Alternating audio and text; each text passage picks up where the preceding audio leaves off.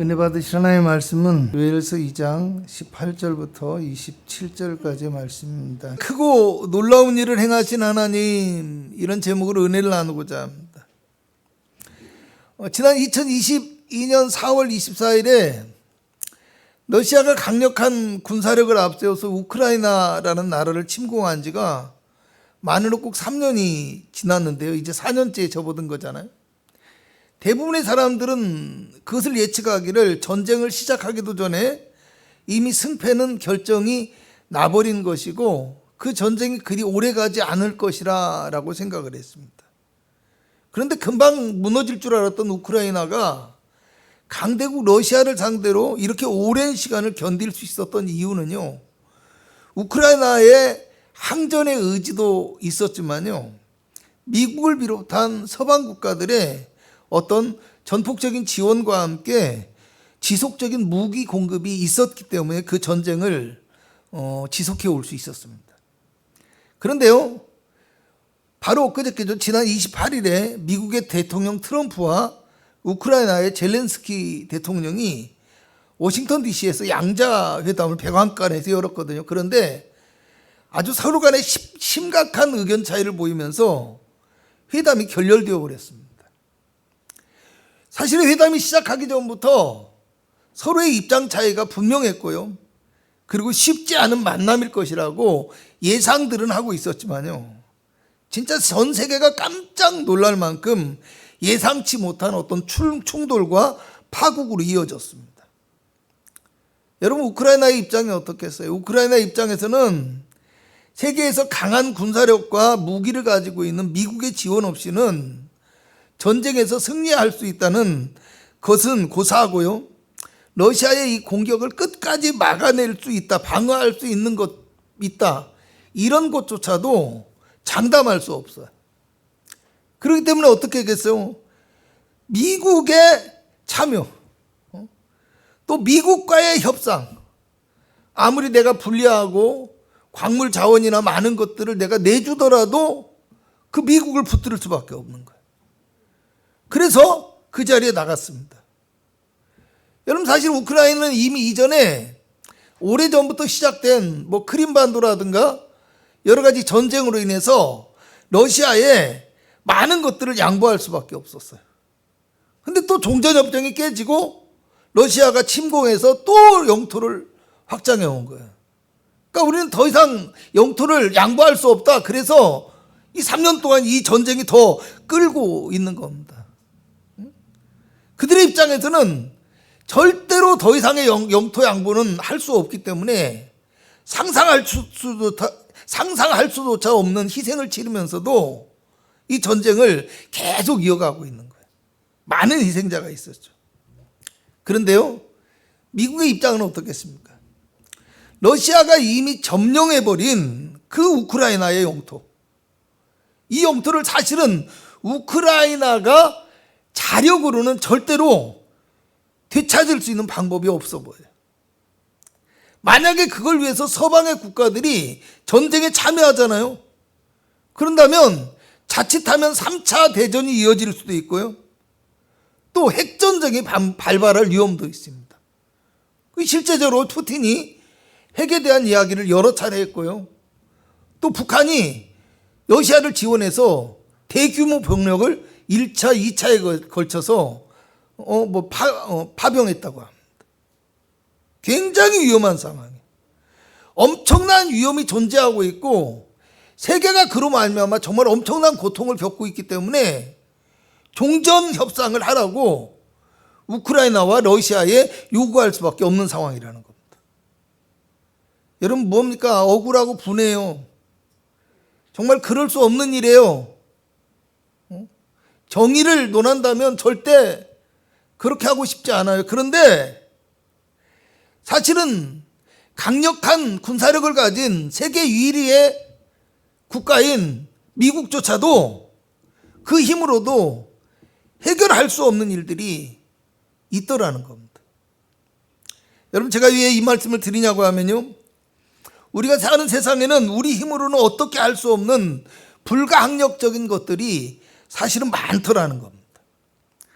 나라 간의 전쟁뿐만이 아니에요. 사실은 우리의 현실 가운데서 크고 작은 것들, 그런 것들이 내 힘과 내 능력으로는 어쩔 수 없는 일들이 참 많고요. 그리고 또 억울하고 분하고 속이 상하지만 돌이킬 수 없고 회복할 수 없는 일들이 우리의 삶 속에서 많이 발생한다는 것입니다. 그래서 어떻게 합니까? 할 수 없어요. 그러니까 현실에 순응할 수밖에 없고요. 또 참고 살아갈 수밖에 없겠죠. 그걸 받아들이고 살아가야 됩니다. 그것도 안 되면 어떻게 할까요? 언젠가는 되겠지. 이렇게 스스로 위안을 삼기도 하고요. 이룰 수 없는 어떤 막연한 희망을 마음에 품고서 그 말도 안 되는 실체 없는 희망을 가지고서 그냥 견디면서 살아가는 거예요. 여러분, 오늘 본문에도요, 이렇게 감당할 수 없는 고난 가운데 있는 사람들을 향해서 주님께서 주시는 말씀이 나오고 있더라는 겁니다. 웨일서는요, 하나님을 배반하고 우상과 죄악 가운데 살아가는 이스라엘 백성들을 향한 하나님의 심판의 날을 선포하고 있는 요엘 선지자의 예언서입니다. 1장 2절에 가서 보면 너희의 날에나 너희 조상들의 날에 이런 일이 있었느냐고 말씀합니다. 그러니까 그들이 이제까지 한 번도 경험해 보지 못한 그런 감당할 수 없는 고난, 상상할 수 없는 고난들이 그들에게 닥치고 있다는 겁니다. 그리고 이제 이스라엘에게 임하게 될 두 가지 재앙에 대해서 말씀을 하고 있는데요. 첫 번째는 어떤 재앙이냐? 메뚜기 재앙이에요. 1장 4절을 보면 이렇게 나와 있어요. 팥종이가 남긴 것을 메뚜기가 먹고, 메뚜기가 남긴 것을 느치가 먹고, 느치가 남긴 것을 황충이 먹었다고 합니다. 다 메뚜기 떼를 가리키는 거예요.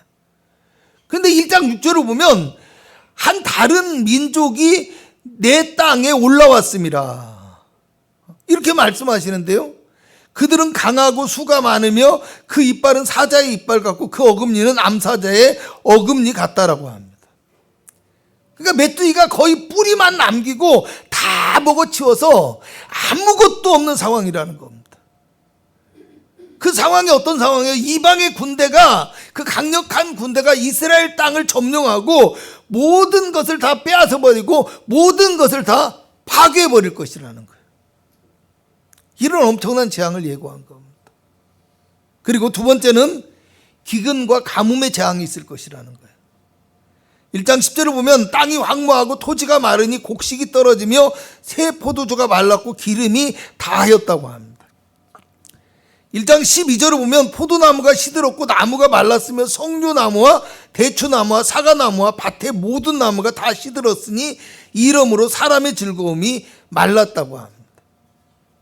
그러니까 기근과 가뭄으로 모든 것이 시들어버렸고 모든 것들이 말라버려서 사람의 즐거움마저도 말라버렸다라는 겁니다. 그러니까 우리 마음과 영혼이 정말 피폐해져 버렸다라는 겁니다. 마음에 기쁨이 없고 삶의 희망이 사라져버린 상태. 여러분, 이것이 얼마나 고통스럽고 얼마나 극심한 상황이었는지요. 1장 20절을 보면 들짐승도 주를 향하여 헐떡거리오니 시내가 다 발랐고 들의 풀도 탔다라고 얘기합니다. 오죽하면 들짐승도 먹을 물과 양식이 없고요, 들의 풀마저도 다 말라버렸다라는 겁니다. 여러분, 우리 어렸을 때 보면 어렸을 때 하니까 젊은 분들은 모르겠지만 먹을 거 없을 때요, 들에 가서 풀 뽑아서 먹었어요. 먹을 수 있는 것들 많아요. 근데 그 들의 풀마저 말라서 뭡니까? 들짐승들조차도 먹을 거 없다는 거예요. 여러분, 왜 이런 일이 벌어지게 되었을까요?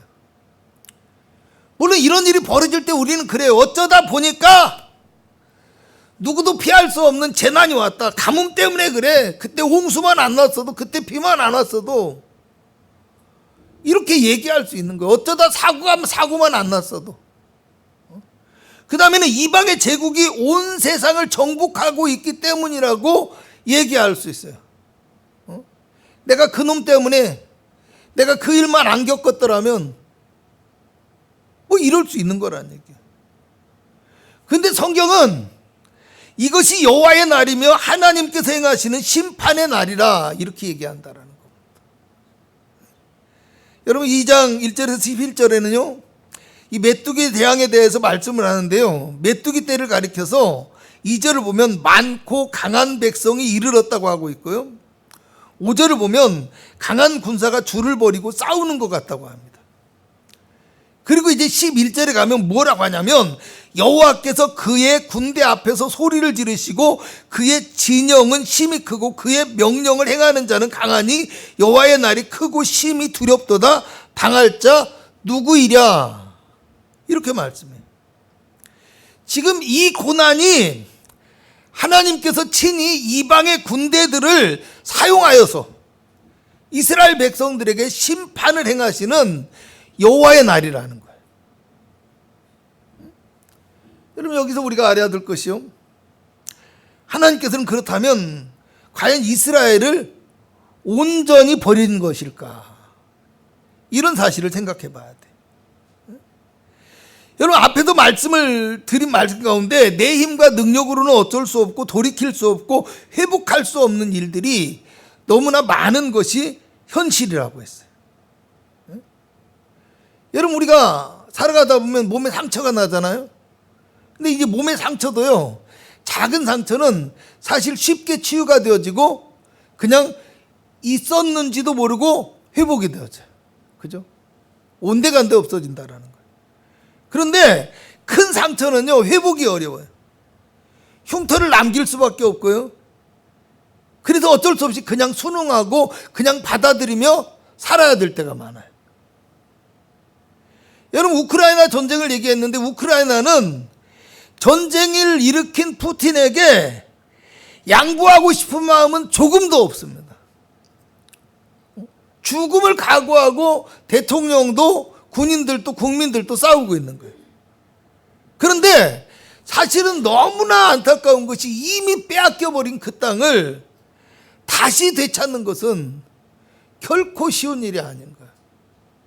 물론 또 어떤 기가 막힌 일이 발생을 해서 어떤 상황이 생겨나서 다시 회복할 수 있는 기회가 올 수도 있었으면 좋겠어요, 저는.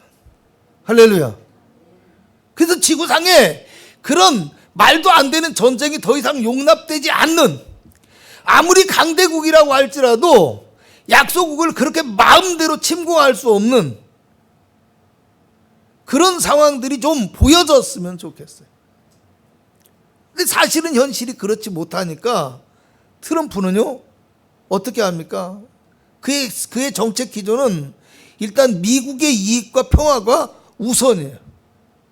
그리고 무엇보다도 여러분 이 상황을 어떻게 할 수 없다는 걸 너무 잘 알고 평화를 만드는 것이 우선이기 때문에 아주 젤렌스키를 향해서 굉장히 냉정하고 단호한 말을 하고요, 그냥 외면해 버립니다.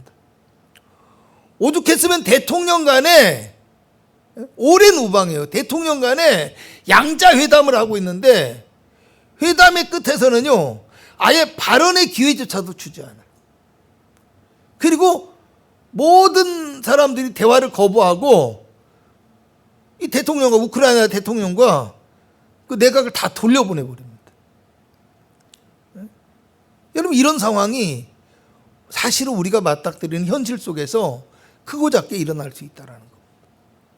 그런데요 오늘 본문의 말씀을 보니까 온 나라가 점령을 당하고 황폐하게 된 이스라엘을 향한 하나님의 생각은요, 자기들의 이익만 우선시하는 트럼프 같은 사람과는 어떻게 보면 전혀 다른 계획과 생각을 가지고 계시더라는 겁니다. 할렐루야. 하나님의 생각이 어떤지 한번 보도록 하겠습니다. 18절에는 하나님께서 자기의 백성, 자기의 땅과 백성을 사랑하시고 불쌍히 여겨주실 것이라고 얘기해요. 19절에는 곡식과 포도주와 기름을 주어서 흡족하게 만들어 주실 것이라고 해요. 20절에 가면 북쪽의 군대를 멀리 떠나게 하며 쫓아내 버리실 것이라고 합니다. 그리고 이제 23절에 24절에 가면 이른 비와 늦은 비를 적당하게 주시고 마당에는 밀이 가득하고 독에는 새 포도주와 기름이 넘치도다고 하고 있고요. 25절에 가면 내가 전에 너에게 보낸 군대 곧 메뚜기와 늑치와 상충과 팥중이가 먹은 횟수대로 너희에게 갚아주리라고 이야기합니다. 할렐루야. 메뚜기 재앙과 기근과 가뭄으로 인한 재앙에서 벗어나게 해주실 뿐만 아니라 그것으로 인해서 발생했던 상처와 고통까지도 완전하게 치유하고 완전하게 회복시켜 주시겠다라는 이야기. 여러분 어떻게 이렇게 가능할까요? 19절에서 20절을 보면 땅에 양식이 있고 이방의 군대가 쫓겨나게 되는 이유를 뭐라고 하냐면 이는 큰 일을 행하였음이라 이렇게 말씀합니다.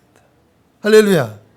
21절을 보면 땅이여 두려워하지 말고 기뻐하고 즐거워하라 여호와께서 큰 일을 행하셨습니다 라고 얘기합니다.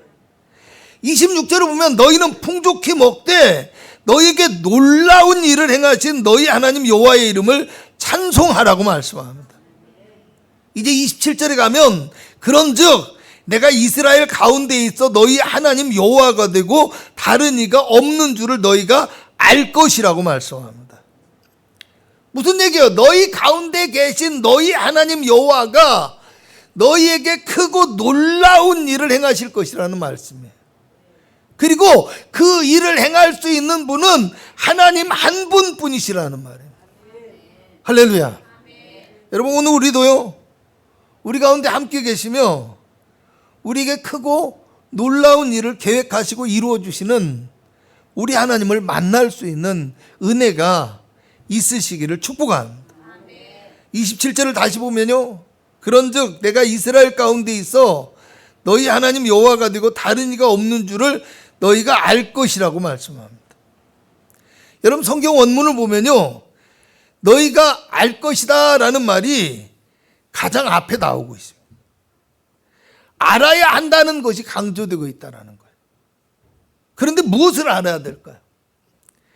하나님이 너희 가운데 계시다는 걸 알아야 되고요, 너희에게 크고 놀라운 구원과 은혜의 역사를 이루어 주실 분은 하나님 한 분뿐이시라는 것을 우리가 알아야 한다라는 이야기입니다.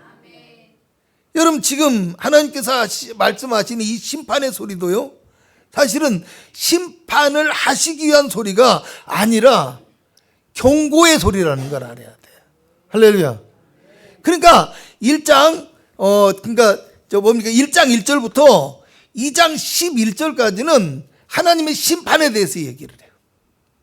그리고 2장 12절부터 17절까지는 하나님께 돌아오라는 말을 하고 있어요.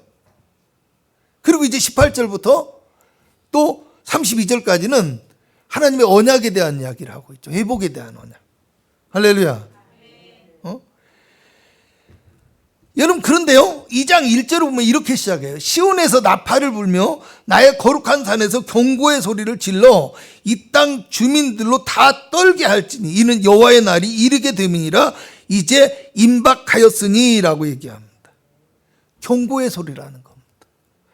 하나님의 임박한 심판이 다가오고 있다는 것을 경고해주고 그들로 말미암아 돌이키도록, 변화하도록, 하나님께 돌아오도록 부르고 계신 하나님의 소리라는 겁니다. 여러분 그리고 2장 12절에 오면 여호와의 말씀에 너희는 이제라도 금식하며 울며 애통하고 마음을 다하여 내게로 돌아오라고 말씀합니다. 너희의 죄악과 너희의 불신앙으로 말미암아 너희가 지금 감당할 수 없는 극심한 고난을 받고 있지만 지금이라도 돌아와야 된다라는 거예요. 여러분 이것을 다르게 표현하면 지금이 구원의 기회라는 말이고요, 지금이 하나님의 역사하심을 경험할 수 있는 축복과 능력의 기회가 될 수 있다는 겁니다. 회복의 기회가 될 수 있다는 거예요. 여러분 어쩌면 우리에게 있어서 고난의 때라는 것은요, 그것이 하나님을 바라보고 의지할 수 있는 기회가 될 수 있고, 또 오히려 고난을 통해서 자신을 돌아보고 또 하나님을 나의 하나님으로 모시며 고백하는 삶을 살아갈 수 있는 기회가 될 수 있다는 것, 그것을 기억하시기 바랍니다. 여러분 또 우리에게 크고 놀라운 일을 행하실 분이 하나님 한 분뿐이시고 다른 이가 없다는 말, 이것을 다르게 표현하면요, 어떤 감당할 수 없는 고난이 우리에게 올지라도, 또 돌이킬 수 없고 회복할 수 없는 상처와 고통 가운데 우리가 있을지라도 하나님을 바라보고 하나님을 의지하면 하나님께서는 능히 이 모든 것들을 해결해 주실 수 있는 전능하신 하나님이시라는 거예요. 아멘. 여러분, 오늘 본문에서 말씀하는 크고 놀라운 일은 어떤 것입니까? 한마디로 땅의 회복과 가하고 많은 군대를 물리쳐 주시는 거예요. 메뚜기 때의 습격과 그 다음에 가뭄과 기근에서의 고통을 해결해 주시는 거예요. 여러분, 이것이 또 어디에 나오냐면요, 비슷한 이야기가 어디에 나오냐면 이사야서 37장에 가면요, 아수르 왕 사네립이 유다를 침공해서 예루살렘의 백성들을 위협합니다. 히스기야가 하나님을 믿으라고 하지만 백성들아 믿지 마라. 히스기야야, 너가 이 성을 지킬 수 있을 것이라고 생각하지만 웃기지 말아라. 이제 큰일 난 거예요.